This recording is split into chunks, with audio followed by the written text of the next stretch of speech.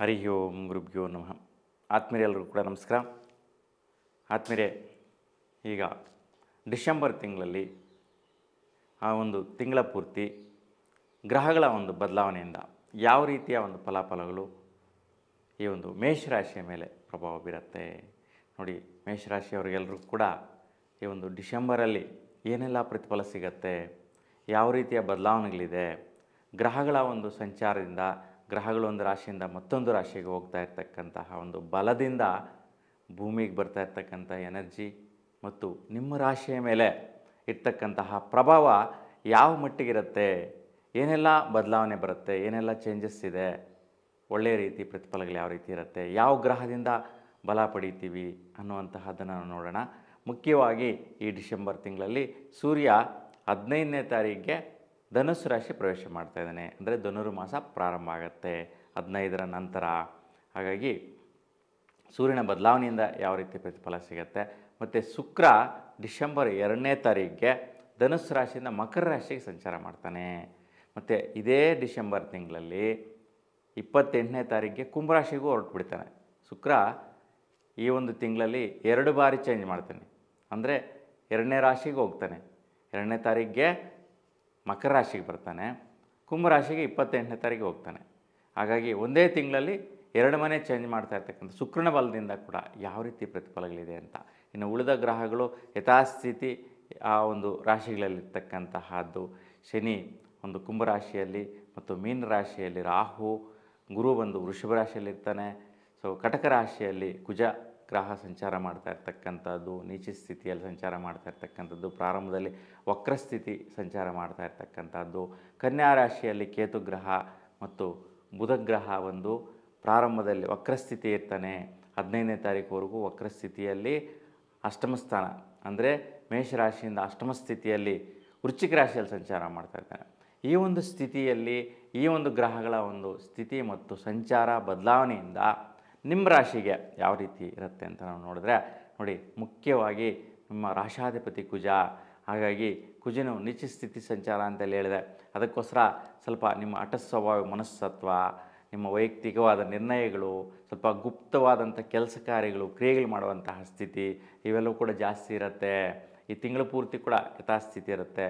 ಮತ್ತು ನಿಮ್ಮ ಮನೆ ಕಡೆ ಸ್ವಲ್ಪ ದುಗುಡವಾದಂಥ ಮನೋಸ್ಥಿತಿ, ಏನೋ ಮನೆ ಕಡೆ ವಿಚಾರವಾಗಿ ಮತ್ತು ಭಾತೃಸ್ಥಾನಗಳಲ್ಲಿ ಅಂದರೆ ನಿಮ್ಮ ಒಂದು ಅಣ್ಣ ತಮ್ಮಂದರು, ಅಕ್ಕ ತಂಗಿರ ವಿಚಾರವಾಗಿ ಸ್ವಲ್ಪ ಏನೋ ಒಂದು ಸಂಶಯಗಳು, ಒಂದು ವೈಪರೀತ್ಯಗಳು ಬರುವಂತಹ ಸಾಧ್ಯತೆ ಜಾಸ್ತಿ ಇರುತ್ತೆ.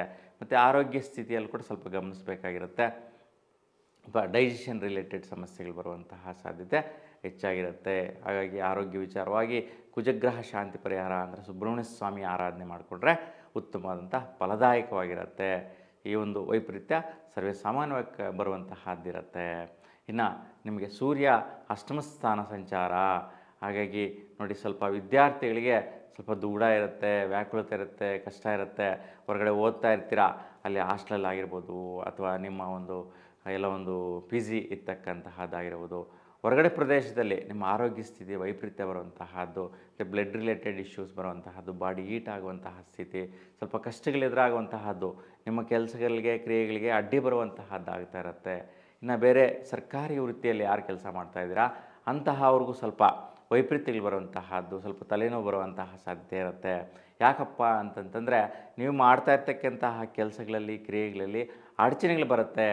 ಏಕೆಂತಂದರೆ ನಿಮಗೆ ಸೂರ್ಯ ಅಷ್ಟಮ ಸ್ಥಿತಿಯಲ್ಲಿರ್ತಕ್ಕಂತಹ ಒಂದು ವೈಪರೀತ್ಯದಿಂದ ಈ ಒಂದು ವ್ಯತ್ಯಯಗಳಾಗುತ್ತೆ. ಏಕೆಂತಂದರೆ ನಿಮ್ಮ ಮೇಲಾಧಿಕಾರಿಗಳು ಯಾರೆಲ್ಲ ಸರ್ಕಾರಿ ವೃತ್ತಿಯೋಗದಲ್ಲಿರ್ತಾರೆ ಅಂಥವ್ರು ಹೆಚ್ಚಿನ ಸ್ಥಿತಿಯಲ್ಲಾಗುತ್ತೆ, ಬೇರೆಯಲ್ಲಿರ್ತಕ್ಕಂಥ ವೃತ್ತಿಯವ್ರಿಗೂ ಕೂಡ ಅನುಸರಿಸುತ್ತೆ. ಸೊ ಹಾಗಾಗಿ ಮೇಲಾಧಿಕಾರಿಗಳಿಂದ ಒತ್ತಡ, ಟೆನ್ಷನ್ನು, ಪ್ರೆಷರು, ಆ ಒಂದು ಟೆನ್ಷನ್ ತಡ್ಕೊಳಕ್ಕಾಗ್ತಾರಲ್ಲ, ಆವಾಗ ನಿಮ್ಮ ಬಾಡೀಲಿ ಬ್ಲಡ್ ಪ್ರೆಷರ್ ಆಗೋದು, ಬಾಡಿ ಹೀಟ್ ಆಗೋದು, ವೈಪರೀತ್ಯ ಆಗೋದು ಇವೆಲ್ಲವೂ ಕೂಡ ಸ್ವಲ್ಪ ಕಾಡುವಂಥ ಸ್ಥಿತಿ ಬರೋ ಸಾಧ್ಯತೆ ಇರುತ್ತೆ. ಹಾಗಾಗಿ ಸ್ವಲ್ಪ ಸೂರ್ಯ ನಮಸ್ಕಾರ ಮಾಡಿ ಉತ್ತಮವಾದ ಫಲನ ಪಡಿತೀರಾ. ಇನ್ನು ನಿಮ್ಮ ಪ್ರಯತ್ನ ಕಾರ್ಯಗಳು ನೋಡಿದ್ರೆ ನಿಮ್ಮ ಪ್ರಯತ್ನ ಕಾರ್ಯಗಳು ನಿಮಗೆ ಸ್ವಲ್ಪ ಕಷ್ಟಗಳಿಂದ ಕೂಡಿರುತ್ತೆ, ನಿಧಾನ ಆಗ್ತಾ ಇರುತ್ತೆ. ಯಾಕಪ್ಪ ಅಂತಂತಂದರೆ ನೋಡಿ, ಬುಧ ಅಷ್ಟಮ ಸ್ಥಿತಿಯಲ್ಲಿ ಸಂಚಾರ. ಹಾಗಾಗಿ ಸ್ವಲ್ಪ ಆರೋಗ್ಯ ಸ್ಥಿತಿಯಲ್ಲಿ ವೈಪರೀತ್ಯ, ಅಡಚಣೆಗಳು, ತೊಂದರೆಗಳು ಸರ್ವೇ ಸಾಮಾನ್ಯವಾಗಿ ಬರ್ತಾ ಇರುತ್ತೆ. ಮತ್ತು ಸ್ವಲ್ಪ ಮಿತ್ರರಿಂದ ವ್ಯವಹಾರಗಳಲ್ಲಿ ಸಂದಿಗ್ಧ ಸ್ಥಿತಿಗೆ ಸಿಕ್ಕಾಕ್ಕೊತಾ ಇರ್ತೀರಾ. ನೋಡಿ, ಸ್ನೇಹಿತರ ಜೊತೆ ಸೇರಿಕೊಂಡು ಯಾವುದೊಂದು ಭೂಮಿ ವ್ಯವಹಾರ ಮಾಡೋಕ್ಕೆ ಹೋಗ್ತೀರಾ, ಒಂದು ಬಿಸ್ನೆಸ್ ಮಾಡೋಕ್ಕೆ ಹೋಗ್ತೀರಾ, ಆ ಒಂದು ವಿಚಾರದಲ್ಲಿ ಸೊ ಏನೋ ಒಂದು ಅಡ್ಡವಿಡ್ಡರುಗಳು ನಡೀತದೆ, ಆ ಕಷ್ಟಗಳು ಬರ್ತದೆ, ಆ ಸಮಸ್ಯೆಗಳು ಬರ್ತದೆ. ಹಾಗಾಗಿ ಸ್ವಲ್ಪ ಒಂದು ಸ್ನೇಹಿತರ ಜೊತೆಗೆ ಯಾವುದೇ ಒಂದು ವ್ಯವಹಾರನ ಈ ಒಂದು ತಿಂಗಳಲ್ಲಿ ಮಾಡಬೇಡಿ. ಅದರಲ್ಲೂ ಕೂಡ ಬುಧ ವಕ್ರಸ್ಥಿತಿ ಇರ್ತಕ್ಕಂತಹದ್ದು 15ನೇ ತಾರೀಕುವರೆಗೂ. ಹಾಗಾಗಿ ಬುಧನ ವೈಪರೀತ್ಯ ಸರ್ವೇ ಸಾಮಾನ್ಯವಾಗಿ ಎಫೆಕ್ಟ್ ನಿಮ್ಮ ಮೇಲೆ ಬೀರುತ್ತೆ.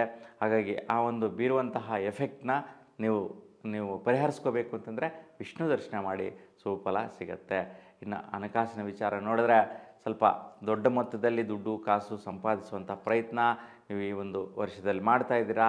ಆ ಒಂದು ಪ್ರಯತ್ನಕ್ಕೆ ಬಲ ಇದೆ. ಮತ್ತು ಸ್ವಲ್ಪ ಭಾಗ್ಯೋದಯದಿಂದ ಫಲ ಅಂತ ನೋಡಿ, ಯಾವಾಗಲೂ ಇನ್ವೆಸ್ಟ್ಮೆಂಟ್ ಮಾಡಿರ್ತೀರ ಅವುಗಳಿಂದ ದುಡ್ಡು ಬರುವಂತಹದ್ದು, ಯಾವುದೋ ಇನ್ಶೂರೆನ್ಸು ಕ್ಲೈಮ್ ಆಗಿ ನಿಮಗೆ ದುಡ್ಡು ಬರುವಂತಹದ್ದು, ಮೆಚುರಿಟಿ ಆಗುತ್ತೆ, ಅದರಲ್ಲಿ ದುಡ್ಡು ಬರುತ್ತೆ. ಸೊ ಇಲ್ಲ ಯಾವುದೋ ಒಂದು ಪ್ರಾಪರ್ಟಿ ಮೇಲೆ ಇನ್ವೆಸ್ಟ್ಮೆಂಟ್ ಮಾಡಿರ್ತೀರ, ಅದೀಗ ಒಳ್ಳೆ ರೇಟ್ಗೆ ಬೆಳೆ ಬಾಳುವಂತಹ ರೇಟಿಗೆ ಸೇಲ್ ಆಗುವಂತಹದ್ದು, ಅದರಿಂದ ಕೂಡ ಉತ್ತಮವಾದಂತಹ ದುಡ್ಡು ಬರುವಂತಹ ಒಂದು ಅನುಕೂಲ ಈ ಒಂದು ಮಾಸದಲ್ಲಿ ಕೂಡ ನಿಮ್ಗೆ ಫಲ ಇದೆ. ಮತ್ತು ಸ್ವಲ್ಪ ಖರ್ಚು ಮಾಡುವಂತಹ ವಿಚಾರದಲ್ಲಿ ಕೂಡ ಬೆನಿಫಿಟ್ ಆಗೋ ರೀತಿಯಲ್ಲಿ ಬದಲಾವಣೆ ಆಗುತ್ತೆ. ನೋಡಪ್ಪ, ಖರ್ಚು ಮಾಡಿದ್ವಿ ಅಂತ ಟೆನ್ಷನ್ ತೊಗೊಳ್ಳೋಷ್ಟಿಲ್ಲ, ಅದರಿಂದ ಫಲ ಬರುವಂತಹ ಸ್ಥಿತಿ ನಿಮ್ಮದಾಗಿರುತ್ತೆ.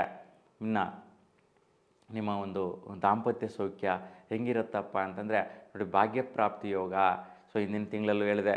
ಸೊ ನಿಮಗೆ ಸ್ವಲ್ಪ ಮೇಷರಾಶಿಯವರು ಪುಣ್ಯಸ್ಥಳಗಳು, ತೀರ್ಥಯಾತ್ರೆಗಳು ಮಾಡುವಂಥದ್ದು, ಶುಭ ಕಾರ್ಯಗಳು ಮಾಡುವಂಥ ಯೋಗ ಇವೆಲ್ಲ ಚೆನ್ನಾಗಿದೆ, ದಾಂಪತ್ಯ ಸೌಖ್ಯ ಚೆನ್ನಾಗಿರುತ್ತೆ ಅಂತ. ಮತ್ತು ವಿವಾಹ ಆಗುವಂಥವ್ರು ಕೂಡ ಒಳ್ಳೆಯ ಫಲ ಇರ್ತಕ್ಕಂತಹದ್ದು.